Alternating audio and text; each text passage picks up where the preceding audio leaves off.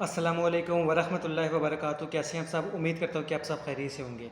یہ سوال بہت زیادہ پوچھا جا رہا ہے، کمنٹس میں بھی پوچھا جا رہا ہے، واٹس ایپ گروپس میں بھی پوچھا جا رہا ہے، اور ویڈیوز کے نیچے کمنٹ کر کے بھی پوچھا جا رہا ہے کہ کیا جو آپ کے فائنل ٹرم ہے اس میں مڈ ٹرم کا سلیبس ایڈ ہوگا کہ نہیں ہوگا،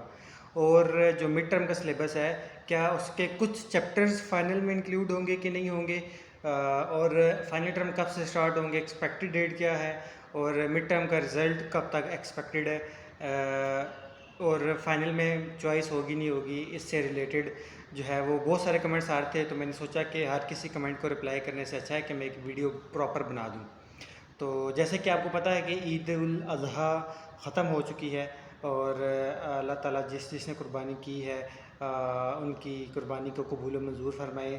آمین، اور جس نے نہیں کی اس کو اگلے آنے والے سال کے لیے توفیق عطا فرمائے، آمین۔ باقی سب ایمان ہے، میں بھی ٹھیک ہوں، سب الحمدللہ۔ بتانا یہ تھا کہ جو آپ کا فائنل ٹرم ہے نا، فائنل ٹرم میں وہی سلیبس آپ کا انکلوڈ ہوگا جو کہ مڈ ٹرم کے علاوہ ہے۔ مڈ ٹرم میں لیٹ سپوز اگر آپ نے مڈ ٹرم میں لیکچر نمبر 1 سے لے کر لیکچر نمبر 24 تک آپ کا کور کر لیا مڈ ٹرم نے، یا پھر لیکچر نمبر 1 سے لے کر لیکچر نمبر 18 تک آپ کا مڈ ٹرم میں آیا ہے، تو پھر اب فائنل ٹرم میں آپ کا لیکچر نمبر 18 سے اون ورڈ لیکچر نمبر 45 تک جو ہے وہ آپ کا سلیبس انکلوڈ ہوگا۔ تو اس میں آپ کا مڈ ٹرم کا سلیبس انکلوڈ نہیں ہوتا، ٹھیک ہے۔ اب تک تو یہی پالیسی چلتی آ رہی ہے، اور اس دفعہ بھی آئی ہوپ اینڈ 110% مجھے یقین ہے کہ مڈ ٹرم کا سلیبس اس مرتبہ بھی انکلوڈ نہیں ہوگا آپ کا، اور فائنل ٹرم کا جو آپ کا لیکچر نمبر 18 سے اون ورڈ ہے یا لیکچر نمبر 24 سے اون ورڈ ہے، وہ والا سلیبس آپ کا انکلوڈ ہوگا، یعنی کہ جو آپ نے مڈ ٹرم میں پڑھ لیا ہے وہ سلیبس آپ کا انکلوڈ نہیں ہوگا فائنل ٹرم میں، ٹھیک ہے۔ یعنی کہ جو آپ کا مڈ ٹرم جتنے چیپٹرز میں سے آپ کا مڈ ٹرم آیا ہے نا، وہ والے نہیں انکلوڈ ہوں گے، باقی سارے فائنل ٹرم میں انکلوڈ ہوں گے لیکچر نمبر 45 تک، ٹھیک ہے۔ دوسرا ایک اور سوال جو پوچھا گیا کہ فائنل ٹرم کب سے شروع ہوں گے، ایکسپیکٹڈ ڈیٹ نہیں ہے، یہ لوگ کہہ رہے ہیں ایکسپیکٹڈ ڈیٹ ہے کہ 15 اگست کو آپ کے فائنل ٹرم شروع ہو رہے ہیں، تو 15 اگست کو ہی آپ کے شروع ہو رہے ہیں، کیونکہ وی یو اکیڈمک کیلنڈر میں ڈیٹ 15 اگست ہے، تو اس کا مطلب ہے کہ 15 اگست کو آپ کے فائنل ٹرم جو ہیں وہ شروع ہو رہے ہیں، ٹھیک ہے۔ 14 اگست کو آزادی کے بعد آپ قید، ٹھیک ہے۔ اس کے بعد ایک اور سوال جو ہے کہ فائنل ٹرم میں چوائس ہوگی کہ نہیں ہوگی، سیم اسی طرح چوائس ہوگی جس طرح مڈ ٹرم میں چوائس ہے آپ کو، وہ لیکن جو فائنل ٹرم کا سلیبس ہے وہ جو مارکس ہے نا، وہ آئی تھنک 80 مارکس کا پیپر ہوتا ہے آپ کا، 80 کے 60 مارکس کا ہوتا ہے ہر ٹائم، یہ ہر دفعہ جو ہے یہ نمبر کم زیادہ ہوتے رہتے ہیں۔ 80 مارکس کا آپ ذہن میں رکھیں، 80 مارکس کا آپ کا فائنل ٹرم ہوگا، جس میں سے 40 مارکس کے آپ کے MCQs ہوں گے، 40 میں سے آپ کو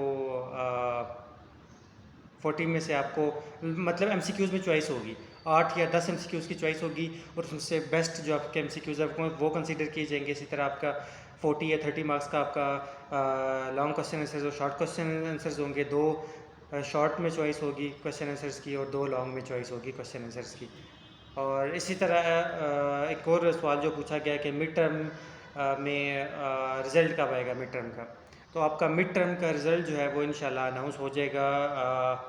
اس ویک میں، تو چانس کم لگ رہا ہے، نیکسٹ ویک میں 100% انشاءاللہ آپ کا جو رزلٹ ہے مڈ ٹرم کا وہ آپ کا اناؤنس ہو جائے گا۔ اگر اس مڈ ٹرم میں اگر اس ویک میں ہونا ہوا نا مڈ ٹرم کا رزلٹ اناؤنس، تو اس ویک کے اینڈ میں ہوگا، سیٹرڈے کو یا فرائیڈے کو، ٹھیک ہے۔ تو آئی ڈونٹ تھنک سو کہ وہ اس ویک میں رزلٹ اناؤنس کر پائیں گے وی یو والے، تو جہاں تک مجھے یقین ہے آپ کا جو رزلٹ ہے مڈ ٹرم کا وہ نیکسٹ ویک میں ہی آئے گا، ٹھیک ہے۔ اور دوسرا یار، جس کو یہ چینل اچھا لگتا ہے وہ سبسکرائب کیا کرے، جس کو چینل اچھا نہیں لگتا اور وہ میرا سبسکرائبر ہے، وہ بے شک چینل کو انسبسکرائب کر لے، اس کو اجازت ہے، ٹھیک ہے۔ اور جس کو میرا واٹس ایپ گروپ اچھا لگتا ہے اس کو جوائن کرے، جس کو نہیں اچھا لگتا وہ نہ جوائن کرے۔ اور دوسرا، مجھے فضول میسیجز مت کیا کریں، اور باقی سب گڈ ہے، اور گالیوں سے پرہیز کیا کریں، ٹھیک ہے۔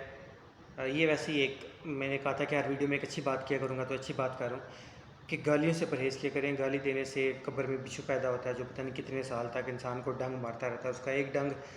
جب وہ مارا ہے تو 70% پتہ نہیں کتنے 70 فٹ کے پتہ نہیں کتنے فیصد اللہ تعالیٰ کمی پیشی معاف کرے، وہ زمین کے اندر دھس جاتا ہے۔